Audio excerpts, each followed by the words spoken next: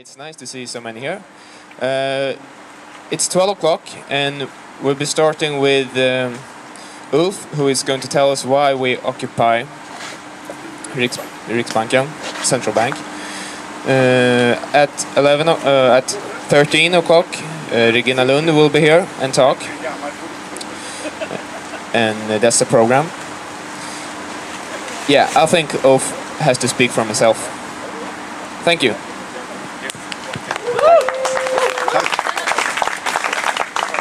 Ja, jag heter Ulf.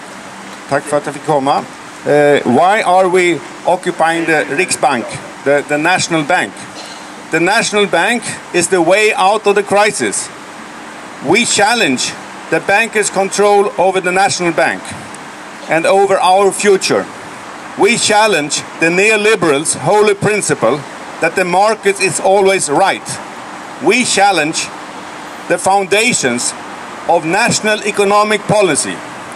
With the national bank, we can put everyone to work, important work, working as humans, thinking about the future.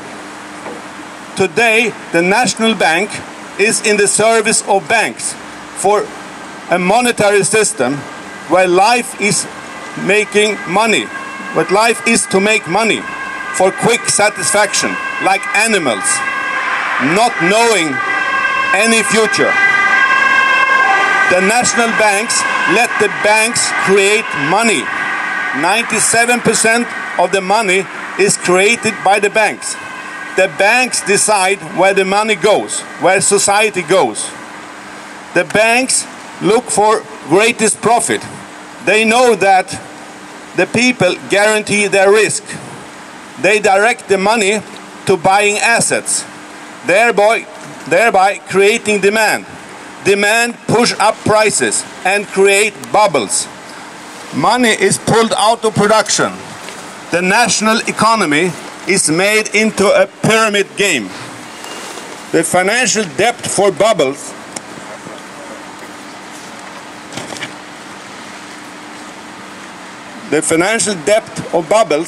become gigantic.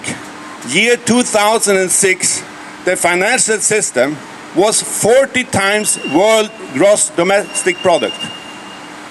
To pay this, we have to skip food and everything for 40 years.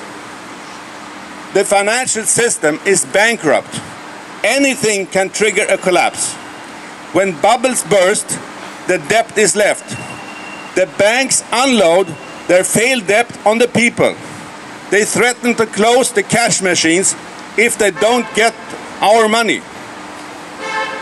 The people get hooked with giant bank debts, just like Ireland. The bankers this weekend demand 2,000 billion euros more in the Euro summit. The Euro countries are forced, but also Reinfeldt wants to kick in to cover the losses of the banks with bank capital from the people. The national bank and government throw the people's money into the black holes of the banks. This must be stopped. Cut away the speculation empire. Demand division of the banks using the law called Glass-Steagall. Divide the supermarket banks into investment banks and commercial banks, where all speculation goes into investment banks that can go bankrupt. So the debt mountains goes into the waste bucket, and the power of the banks is crushed. Glass-Steagall is the weapon to take away the unlimited guarantee by the people for the bankers' speculation bubbles. The state guarantee will be limited to the depositor accounts, the cash machines, the payment system, and the normal loans in the commercial banks. This will keep going the real economy in the middle of the worst financial crash in history.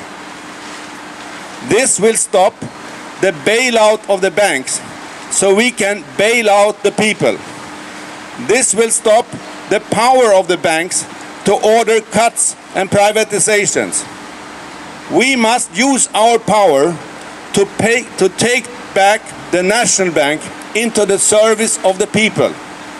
We must order the National Bank to create credit that people decide for building the future where everyone is needed. The National Bank credit shall go into infrastructure products decided by the people through the Parliament and the government, who must have direct control over the National Bank. The National Bank will create credit out of nothing.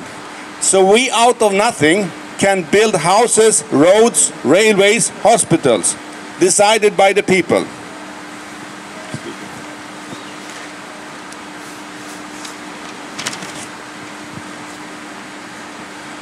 A credit system is opposite of the current monetary system.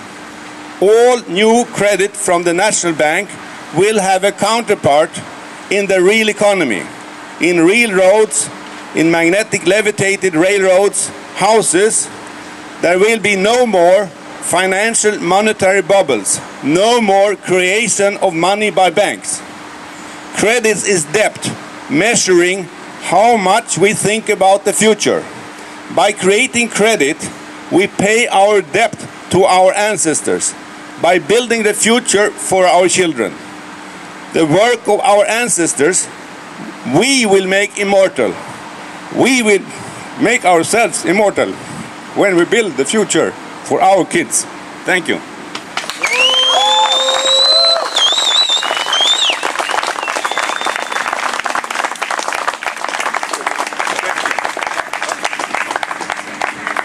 Any questions, any proposals, discussions? This is open for them.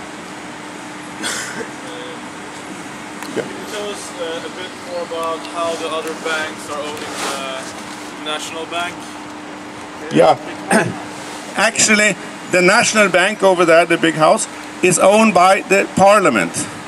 Yeah. It used to be on the side of the Parliament, but then they made the Parliament bigger, so the bank had to move here. But they have created a system so the parliamentarians and the people have no influence over the decisions in the bank. They can only decide who is the leader of the bank and a general policy about interest rate or something.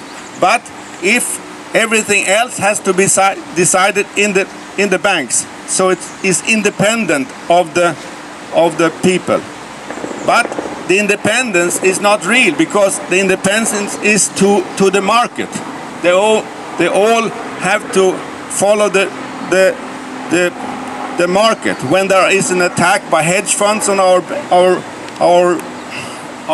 financial system, if there is a pull out of money or something that goes, this will push up the interest rate or down. So this is decided by the big banks and the London and financial centers of London and New York.